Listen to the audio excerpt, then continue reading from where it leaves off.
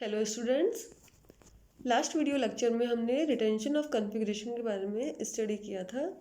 आज हम retention of configuration पढ़ेंगे due to neighbouring group participation.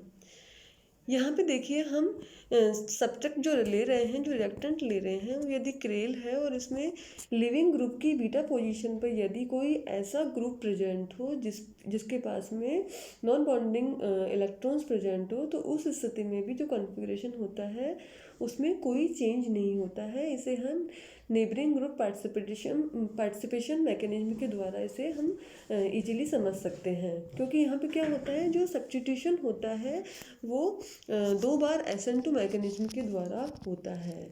और यहाँ पे पहले स्टेप में भी यहाँ पे इन्वर्जन होगा, दूसरे स्टेप में भी यहाँ पे इन्वर्जन होगा, तो लास्ट में जो प्रोडक्ट प्राप्त होगा वो रिएक्टेंट के समान ही होगा।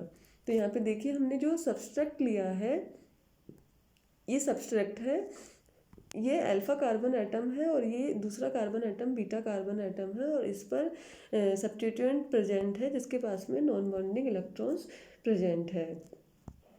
तो यहाँ पे देखिए फर्स्ट स्टेप में क्या हो रहा है, ये लिविंग ग्रुप यहाँ से निकल रहा है और यहाँ पे जो बीटा पोजीशन पर जो जेड ग्रुप प्रेजेंट है वो अपने लोन पेयर ऑफ इलेक्ट्रॉन्स के थ्रू इस कार्बन एटम से अटैच हो रहा है, और यहाँ पे एक साइक्लिक इंटरमीडिएट का फॉर्मेशन हो रहा है। तो फर्स्ट स्टेप में क्या हो रहा है, फर्स्ट स्टेप यहाँ पे SN2 मैकेनिज्म के द्वारा हो रही है, मतलब सब्स्टिट्यूशन न्यूक्लियोफिलिक बाई मॉलिकुलर, ठीक है। और लिविंग ग्रुप का निकलना यहाँ पे, और जो अटैकिंग ग्रुप है उसका जो अटैक हो रहा है वो एक साथ हो रहा है। तो यहाँ पे फर्स्ट स्टेप SN2 मैकेनिज्म के द्वारा हो रही है। अगले स्टेप में क्या हो रहा है, न्यूक्लियोफाइल का अटैक हो रहा है, और न्यूक्लियोफाइल का अटैक किधर से हो रहा है, लिविंग ग्रुप जहाँ से निकला है उस साइड से ही हो रहा है। तो क्या हो रहा है, ट्रांजिशन जो स्टेट बनी यहाँ पे, ट्रांजिशन स्टेट में ये जो जेड ग्रुप है और कार्बन एटम के बीच में जो बॉन्ड बना, ये बॉन्ड वापस से टूट रहा है और इलेक्ट्रॉन्स इस जेड ग्रुप के पास ट्रांसफ़र हो रहे हैं। तो सेकेंड स्टेप ये भी SN2 मैकेनिज्म के द्वारा हो रही है, जहाँ जिसमें कि लिविंग ग्रुप का अटैक हो रहा है, और जो लास्ट में हमें प्रोडक्ट मिलता है, कुल मिलाकर उस प्रोडक्ट में क्या होता है, जो कॉन्फ़िगरेशन होता है उसमें कोई चेंज नहीं होता है। तो इसका एग्जाम्पल देखेंगे, यहाँ पे एग्जाम्पल दिया हुआ है 2 ब्रोमो प्रोपियोनिक एसिड का, जिसका कि हाइड्रोलिसिस करवाने पे हमें क्या मिल रहा है, लैक्टिक एसिड मिल रहा है, और लैक्टिक एसिड इसमें की जो कॉन्फ़िगरेशन है उसमें कोई चेंज नहीं हो रहा है। इसके हम मैकेनिज्म देखते हैं। तो यहाँ पे देखिए फर्स्ट स्टेप में क्या हो रहा है, यहाँ पे ये ब्रोमाइड आयन है, ये लिविंग ग्रुप के रूप में बाहर निकल रहा है, और ये जो ऑक्सीजन एटम के पास में जो लोन पेयर ऑफ इलेक्ट्रॉन्स है, ये इस कार्बन एटम के साथ में बॉन्ड बना रहे हैं, और बॉन्ड बनाने के कारण एक ट्रांजिशन स्टेट का यहाँ पे फॉर्मेशन हो रहा है। अगले स्टेप में ये H2O मॉलिक्यूल है, न्यूक्लियोफाइल के रूप में इस कार्बन एटम पर अटैक कर रहा है, जिससे कि क्या हो रहा है, एक अगला इंटरमीडिएट बन रहा है, जो कि एक क्या बोलते हैं, प्रोटॉन को डोनेट करके फाइनल प्रोडक्ट का फॉर्मेशन कर रहा है। तो यहाँ पे जो रिएक्टेंट लिए और जो प्रोडक्ट लिया, उन दोनों में ही कॉन्फ़िगरेशन समान है, ठीक है। और उनकी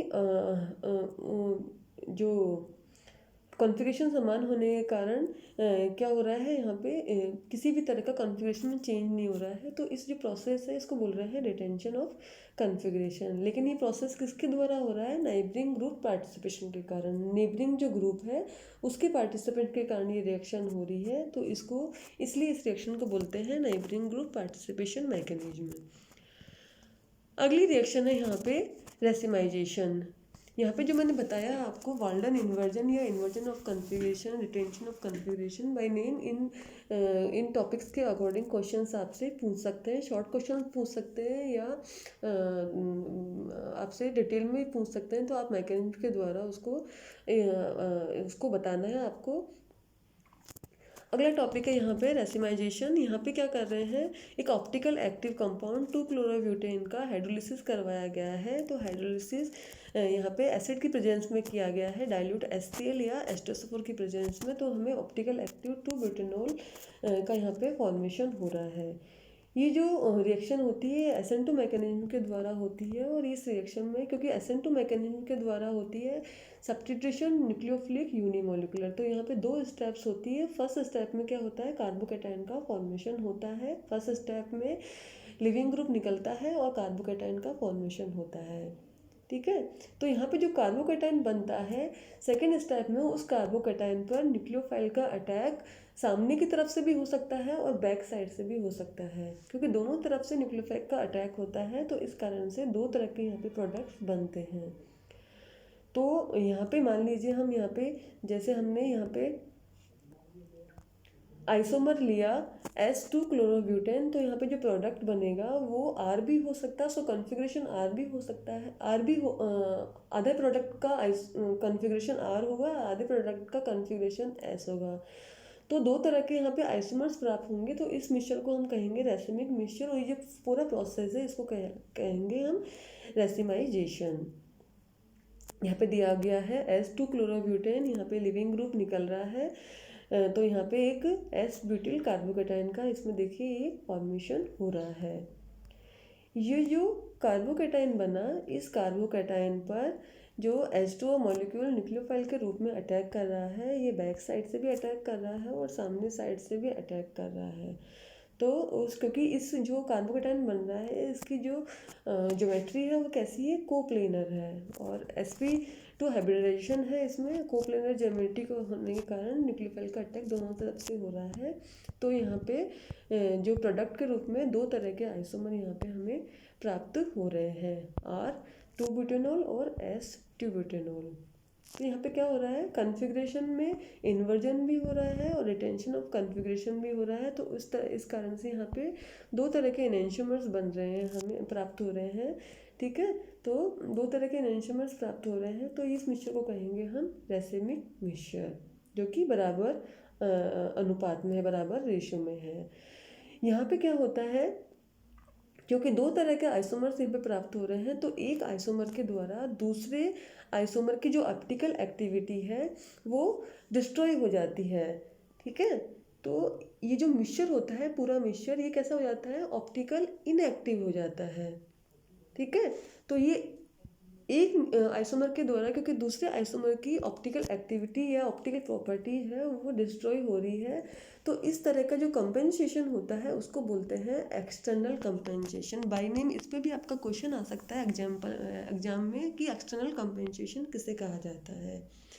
तो हम SN1 रिएक्शन का एग्जाम्पल देके इसे इजीली बता सकते हैं कि किस तरह से SN1 रिएक्शन के द्वारा जब हम S रिएक्टेंट ले रहे हैं, S कॉन्फ़िगरेशन वाला रिएक्टेंट ले रहे हैं, और हमें 2 तरह के आइसोमर प्रोडक्ट के रूप में प्राप्त हो रहे हैं, S कॉन्फ़िगरेशन वाला भी और R कॉन्फ़िगरेशन वाला भी। तो किस तरह से एक आइसोमर के द्वारा दूसरे आइसोमर की ऑप्टिकल एक्टिविटी डिस्ट्रॉय हो रही है और जो पूरा मिक्सचर है वो ऑप्टिकल इनएक्टिव हो जाता है। तो उस प्रोसेस को हम कहेंगे यहाँ पे इस प्रोसेस को हम कहेंगे एक्सटर्नल कंपेंसेशन। एक हमने इंटरनल कंपेंसेशन भी पढ़ा था पहले के वीडियो लेक्चर्स में। इंटरनल कंपेंसेशन मीजोटॉर्टरिक एसिड में पाया जाता है, क्योंकि उसमें क्या होता है, मीजोटॉर्टरिक एसिड में जो मॉलिक्यूल का आधा पार्ट होता है, उस आधे पार्ट के द्वारा दूसरे आधे पार्ट की ऑप्टिकल एक्टिविटी डिस्ट्रॉय कर दी जाती है।